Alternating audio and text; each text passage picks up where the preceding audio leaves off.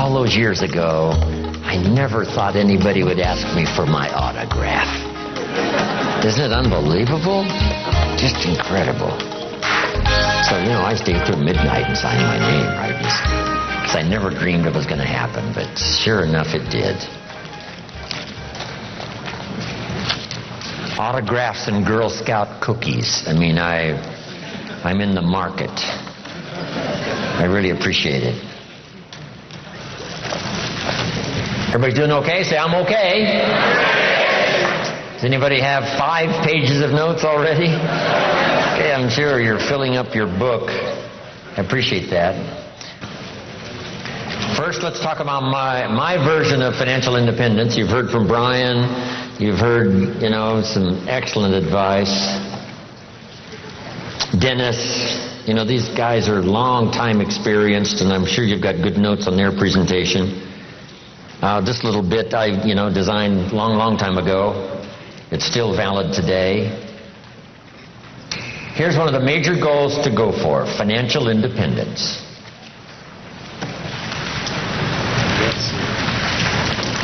Every American's, right, privilege to become financially independent. So here's my definition of financial independence. The ability to live, and I'll give you time to write it down. The ability to live from the income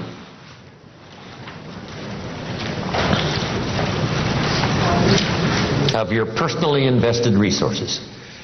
The ability to live from the income of your personally invested resources.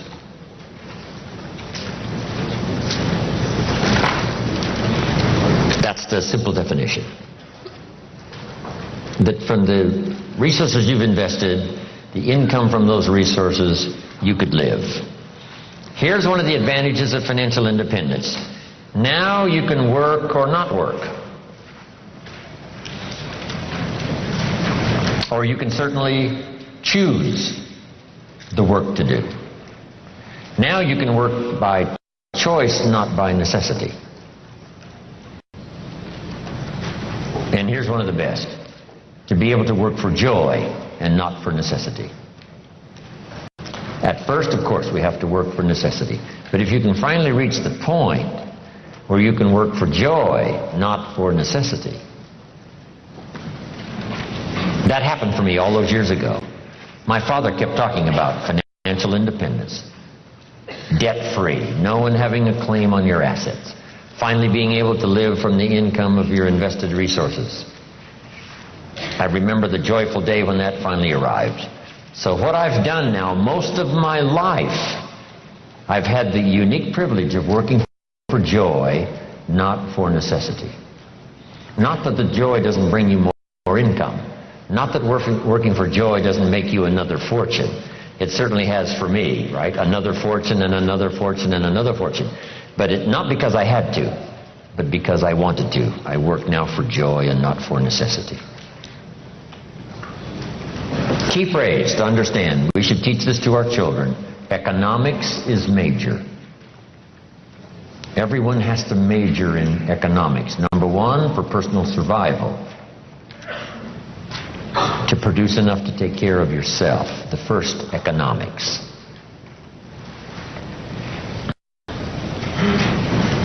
The next good phrase on economics: it's not what you earn, it's what you do with what you earn that makes the great difference in your financial future.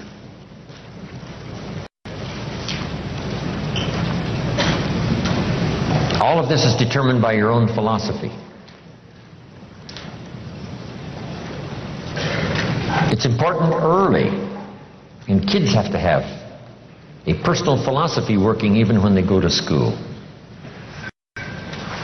Here's a good definition of your personal philosophy: a guidance system.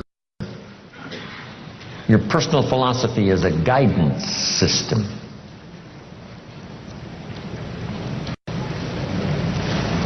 And it does simply 2 things. Helps you to see the opportunities, take advantage of those. Helps you to see the dangers, minimize those. And as we learn and grow, we learn, hopefully, early to spot the dangers so they don't overcome us. Hopefully we learn early to see the opportunities and take advantage of those, maximize them if we can. That guidance system is like a sail on a sailboat. The winds are always blowing, favorable winds, unfavorable winds, stormy winds, economic winds, political winds. The wind is always blowing. But to arrive at a predetermined destination, it is not just the blowing of the wind that we have to deal with. Here's the major part, the set of the sail. The set of the sail is what you learn, gathering information from these 3 days. Talking to each other, gathering more information, filling up one journal, then another one. Information. Guidance on how to trim the sail, set the sail. The Sunday morning sermon, the lyrics of a song, the dialogue of the movie. Words put into good structure so that they deliver enlightenment, information, knowledge. And we use that to set sail. And it isn't that you set sail once and then that's it and it's over. It is a continual setting of sail every day, every month, every year. Setting sail economically, trimming the sail. For your good health, you just have to set sail toward the destination you wish to reach, having good health. Then it's easy to neglect. Then it's easy to slide. Here's one of the better phrases. Everything by longevity tends to get off course. Everything by longevity tends to get off course. Whether it's a lecture like we've engaged in here, hours and hours and hours, or whether it's a simple sermon, one of the most classic sermons I ever heard originated not far from here in the Crystal Cathedral. I used to do little speeches for the Positive Thinkers breakfast meetings at the Crystal Cathedral, before it was the Crystal Cathedral. Little sessions they had in the morning, right, where you could attend and hear some speakers. I used to do some of those speeches, I don't know, 35 years ago, a long time ago. Possibility Thinkers breakfast is what it was.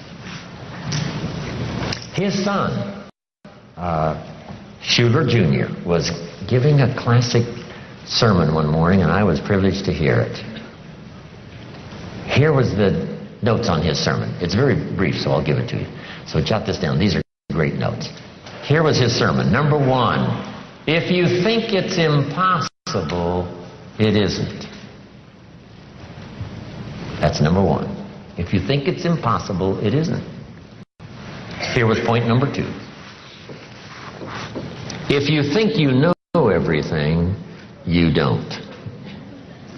Wow, that's good.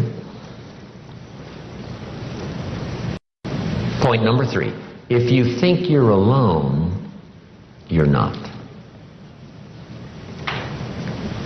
Isn't that a classic? That's a classic sermon. If you think it's impossible, it isn't. If you think you know everything, you don't. And if you think you're alone, you're not. Now, here was one of the spectacular stories in this little sermon. He told the story of Rich DeVos, who started the big Amway Corporation. Rich DeVos is in bad shape. Rich needs a heart transplant. And if he doesn't get it, he's not going to last very long. Now, fast forward. Rich DeVos finally gets his heart transplant. And what was spectacular about the story was, after his heart transplant, he has dinner with the lady who gave him her heart.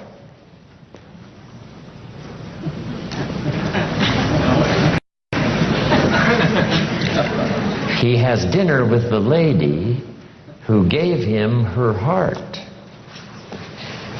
You say what? That's impossible. You couldn't have dinner with the person that gave you their heart. Here's what happened. This lady was desperately ill and needed a lung transplant. A donor was found, and sometimes it's much better in a lung transplant if the heart and the lung go together. So this lady gets the heart and the lung transplant that she needs to save her life. Now her heart is left over from this operation, and her heart goes to Rich DeVos. That's how Rich was able to have dinner with the lady who gave him her heart. Isn't that a fantastic story? I love those simple little stories. 1, 2, 3. A couple of illustrations. Wow. Just dramatic, dynamic. Anyway, where was I before I got off on these stories? Your philosophy.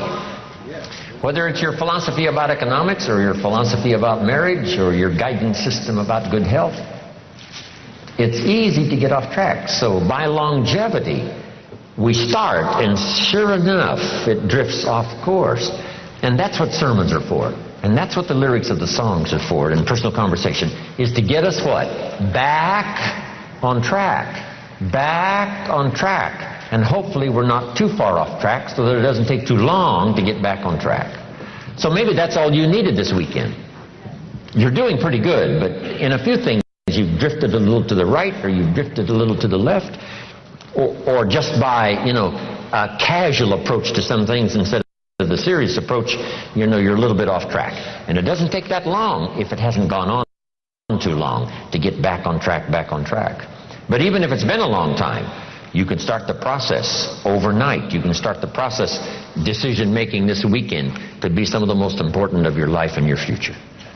Not because we have given the seminars, but because the moment was right for you. And somehow it was said okay, and somehow it was delivered with sincerity, and you got the message, and this weekend makes a pivotal turn for you in terms of the set of the sail. Okay, your philosophy. Now, your philosophy about money. Someone mentioned the other day the love of money. What about money? What about success? It's a good debate. I've got a good question, and it's not necessarily a high moral question, but it's a pretty good question. If you could do better, should you? That's not a bad question.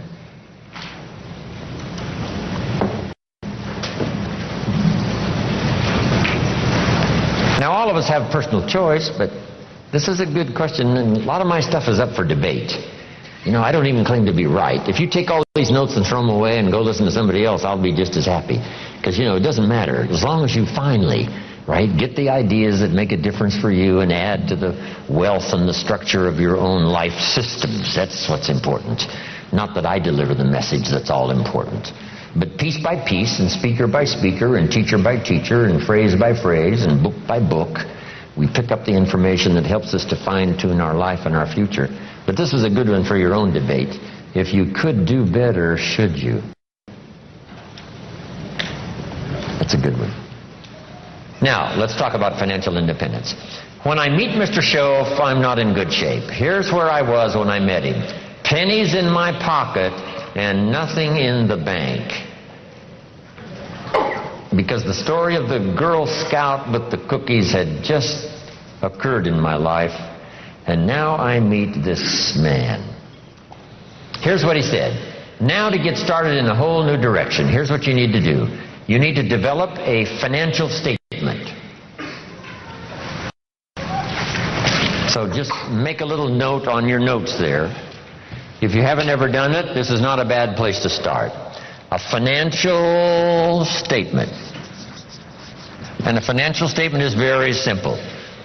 It's a piece of paper with a line down the middle. On this side is the value of all your assets, and over here is all of your liabilities.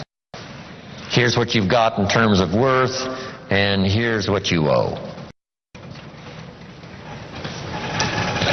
And then when you add up all of the value of your assets and you add up all that you owe, called liabilities, we come up with what we call now, finally, when you subtract one from the other, your current net worth.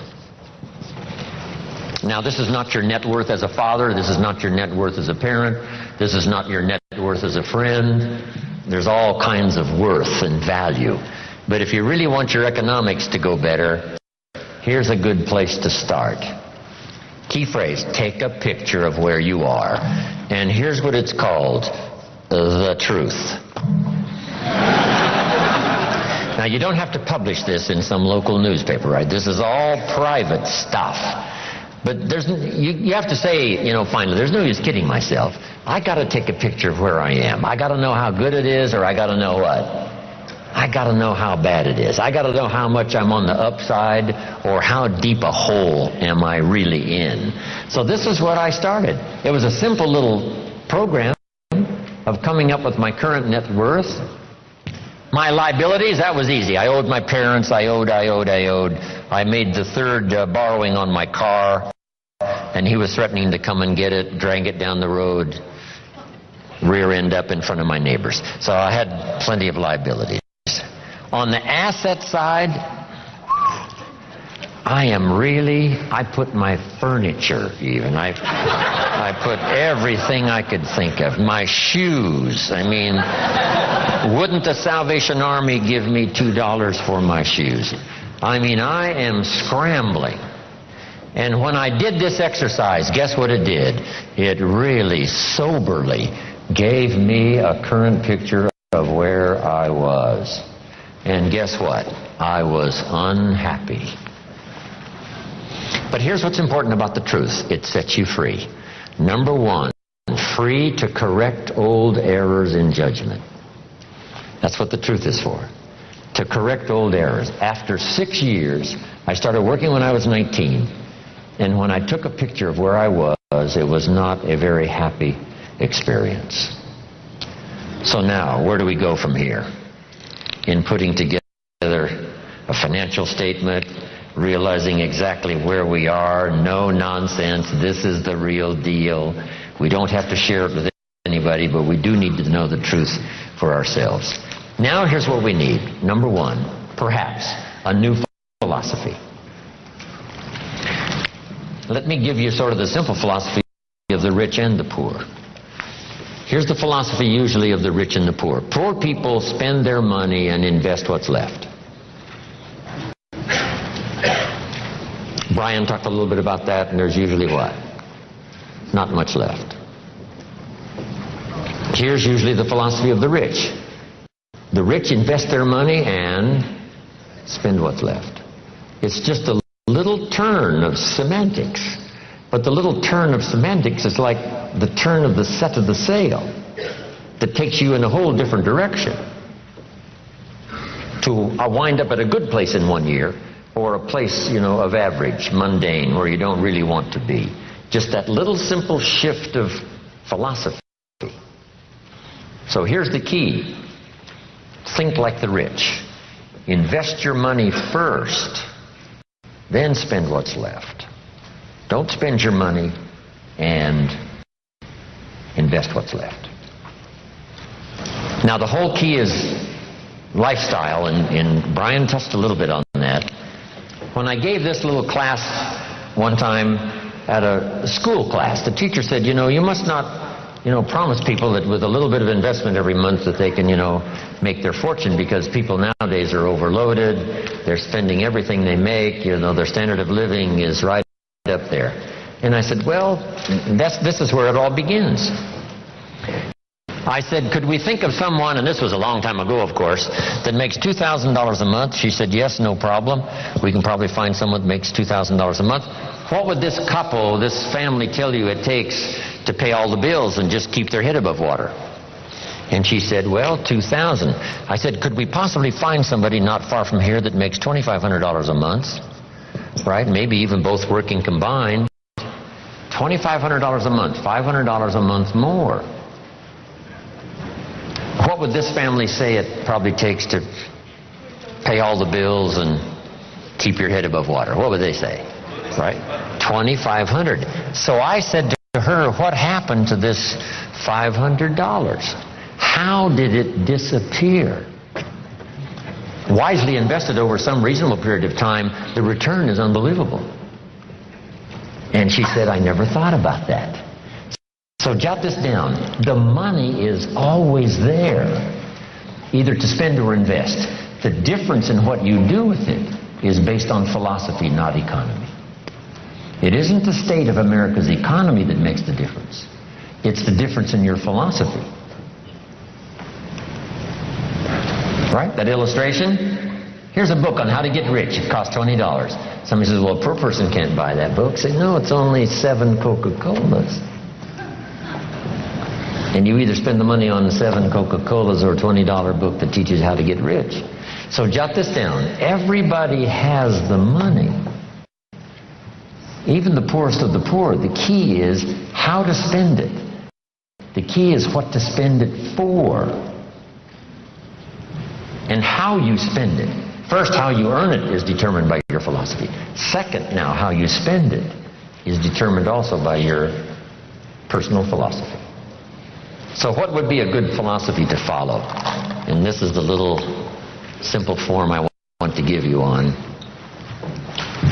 financial independence, wealth for the future. It won't take long now to jot this down. It takes a little longer to go do it, but here it is. What to do with $1? If a child asks what to do with $1, here's my suggestion. Never spend more than 70 cents. 70 cents. You've got to pick some number, right? This is the number I've picked, right? Listen to Brian, listen to Dennis, listen to me, and then refine your own to suit you. But I suggest don't spend more than 70 cents. Here's where the other 30 cents goes. 10 cents, 10% of your income for charity, church, whatever, supporting worthy projects, teaching children here to become generous. If kids understand generosity, they'll give you 10 cents out of every dollar that they earn. And this is a good place to start. It's easy to give 10 cents out of $1. A little more difficult to give 100,000 out of 1,000,000. You say, oh, if I had $1 million, I'd give 100,000. I'm not that sure. We better start you early, right? So that when the big money comes, it'll just be automatic. You won't even have to think about it. Okay? All right. So 10 cents for charity and church. Here's the next 10 cents. Active capital. Try to make a profit. It's called buy and sell. I learned to do this starting at age 25. It's how I made my first fortune. Buying and selling. Like the little boy who buys a bottle of soap for $2 and sells it for $3. Active capital means you try to make the profit. Buy a piece of property and improve it and sell it. Active capital. Keep saving up this active capital until you've got some to work with, to buy and sell, make a profit. Now the third 10 cents is passive capital, which means let somebody else use this 10%. You put this to work and see if you can't make a profit. This is to let someone else use it. You are the passive partner in providing the money. They are the active partner in seeing if they can make a profit and pay you dividends and stock increase and whatever. Interest. And that little formula is a good place to start. Now, you might not really be able to start there. I call this the ideal. Maybe by the time you've heard this, you're in such bad financial shape that you have to go here, 97, 1, 1, and 1. That right now you're in a trap. You're caught.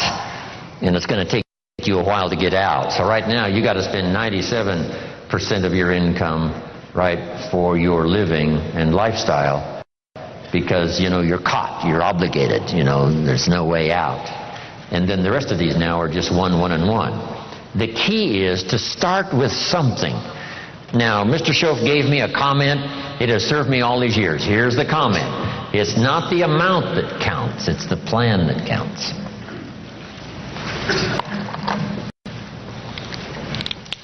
When I first met him, I said, if I had more money, I'd have a better plan. He said, no, if you had a better plan, you'd have more money. So if you have to, you start with 97, 1, and 1. Then what do? Now comes the project right away of trying to get this 97 figure to go down and these other three numbers to start going up. This now becomes an exciting game to play. In another seminar, I talk about measuring progress.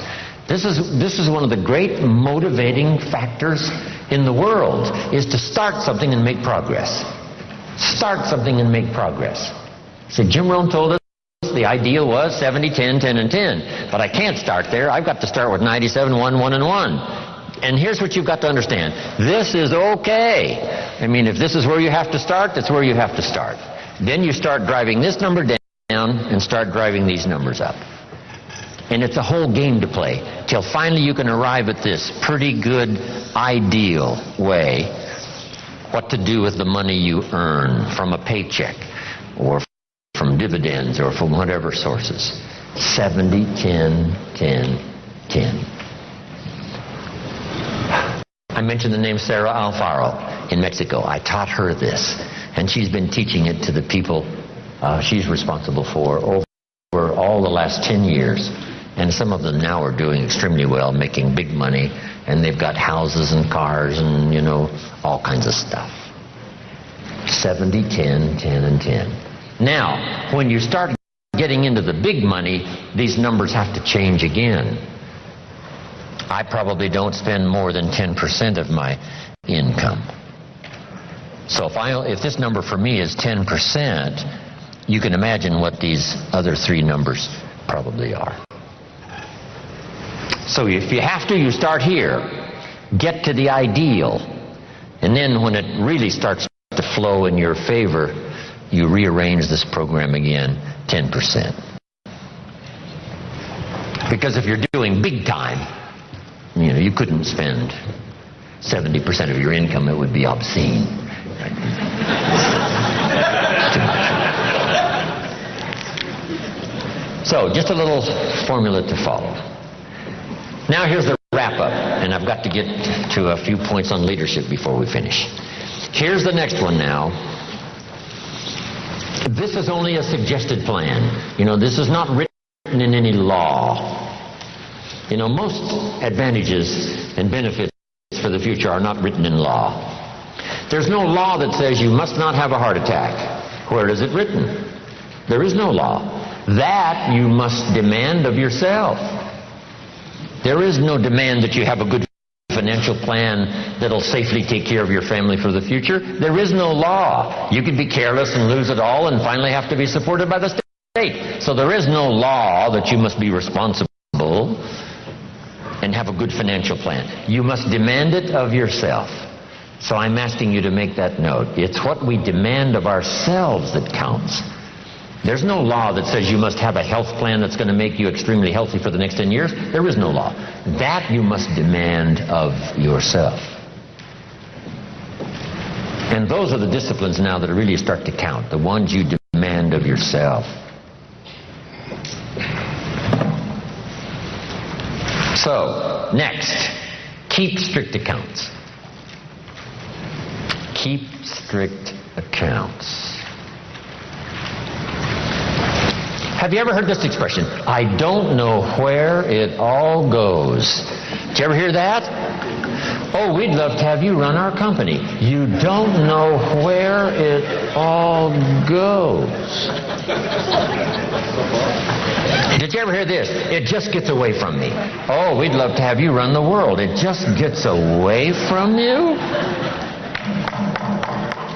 Okay. Will you make the note now? Keep strict accounts. This is for your own self-esteem, as well as safety and financial matters for the future. Keep strict accounts. You've got to do it, for the IRS. You've got to do it for the tax bill that comes due.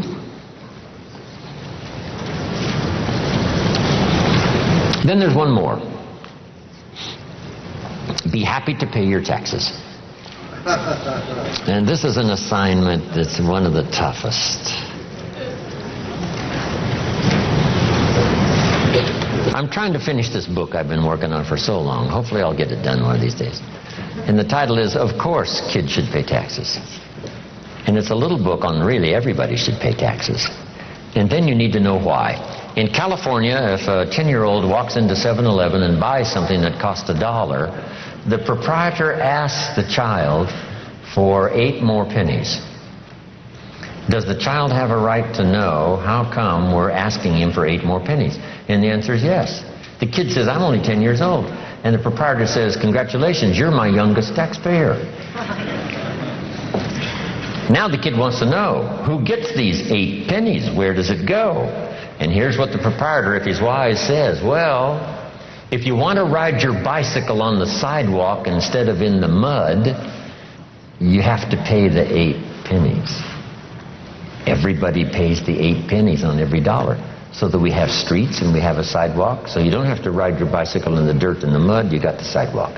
And now the child understands, okay, here's my 8 pennies. So jot this down now. Everybody has to pay. We can't let anybody off the hook, because all of us are in this together. And you can't build your own section of the street out in front of your home. What kind of equipment would you need to build your own piece of the street out in front of your house? No, you can't do that. So we take these collective needs that all of us need, and we ante up the money, whether it's federal or state or sales tax or whatever it is, so that all of this is taken care of us. Here's what it's called: the care and feeding of the goose that lays the golden eggs. You say, well, the goose eats too much. That's probably true. But make this note: better a fat goose than no goose at all. So everybody has to pay. How much do you think aircraft carriers cost? We can't use used missiles.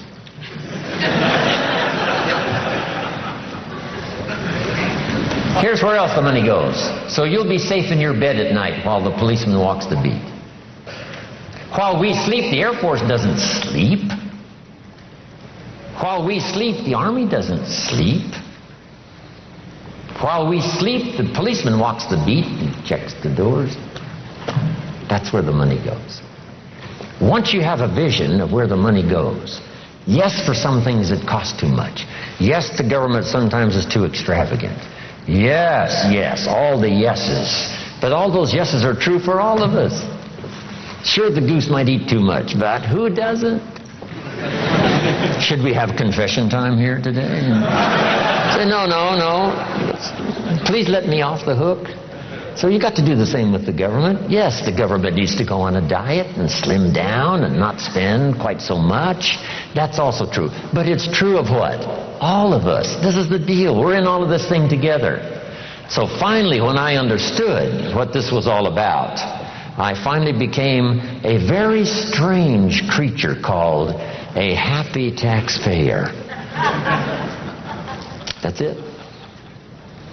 Now, should everybody pay? Let me give you one good illustration that comes from the Bible, and I'm finished.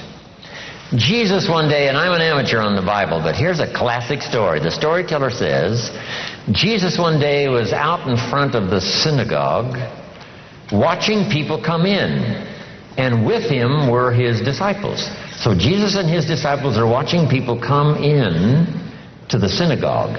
And the custom was, before they came into the synagogue, they deposited a contribution. They deposited the contribution, went on into the church. The story says some came with large contributions and went in. Some came with small contributions and went in. And as the disciples and Jesus watched, a little lady came along and she put 2 pennies in the treasury and walked in. And Jesus said, "Look at that." And his disciples said, 2 pennies, 2 pennies, what's 2 pennies? He said, "No, you don't understand. She gave more than everybody else." They said, 2 pennies is more than everybody else? He said, "Yes, because I'm sure that 2 pennies represented almost all of what she had. So since her 2 pennies represented almost all of what she had, she gave the most." What a classic philosophy. Now here's what did not occur. I'm so brilliant, I can give you what the storyteller left out. Here's what did not occur in this little scene.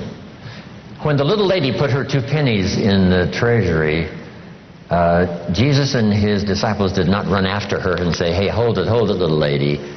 Hold it, little lady. We've observed what's happened with putting the 2 pennies in the treasury, and we've decided that you're so pitiful and you're so poor that we've decided to give you back your 2 pennies. I'm here to tell you that did not occur. So make this note from this little story. Jesus left her 2 pennies in the treasury, even though it was most of what she had. Wow. That's such a classic lesson in philosophy. That's such a classic lesson in what all of us are involved in making contributions. Shouldn't everybody wish to pay? The government has decided to leave some people that they consider poor and pitiful off the tax rolls. See, that's unthinkable. Shouldn't they, even if they only paid $1, so that they can be able to say what? I pay. I make my contribution. No matter how poor I am, if all I've got's pennies, I give some as contribution. Whether it's taxes or whether it's benevolence or whatever it is. Okay, isn't that a great story? It's a good story. Then another one that really helped me secure a fortune and fortunes after. Here it is. Learn to help people not just with their jobs but with their lives. I learned early in my accelerated business career to teach life skills as well as business skills, work skills and job skills. Because guess what? We need both work skills and life skills. Here's the last one. It's a promise from the Bible. Here's what it says. If you work on your gifts, they will make room for you. If you work on your gifts, they will make room for you. They'll make a place for you. You'll be invited to some extraordinary places if you keep working on your gifts. Make yourself valuable, make yourself attractive, make yourself unique. Become a person who has plenty to give and plenty to share, whether it's ideas or money or treasure or time. If you will work on that, you'll have places. Look where my gifts have brought me, from the farm country of Idaho to this magnificent place, to serve and share ideas, my experiences, hopefully that will make a difference. And last, when I'm gone, people always ask, what would you like said after you're gone? And I came up with something the other day. It was pretty simple. Here it is. Jim Rohn made a major contribution to someone. Jim Rohn made a major contribution to someone, and then another one, and another one, and another one. Wow. And that journey continues for me. So if you've got my name on your notes, which hopefully I'm sure you have, when we leave here, I go with you, these notes and all the experience that we've had. But I promise you this, as we leave here, I will not leave you behind. I'll take you with me in my thoughts and in my heart. Thank you very much. God bless.